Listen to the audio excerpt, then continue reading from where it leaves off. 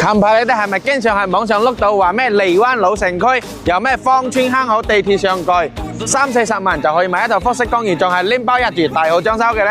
但係1萬位置1門樓盤名依然全部都係 CC。今日小曾又嚟同你講清楚啦，樓盤呢就係呢一個叫做保利錦上人，而家賣緊呢42、55方，全部大號裝修拎包一住嘅。咁呢啲戶型究竟收咩樣呢？跟住我見到睇樓。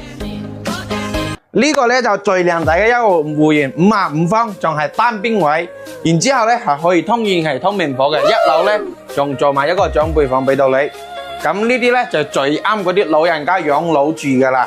然之後咧1樓、2樓都係有安排廁所嘅。呢度咧全部精裝修交付。嗱，最緊要上到2樓呢度有一個免費嘅贈送空間，呢啲咧係免費贈送，唔使錢嘅，都好大。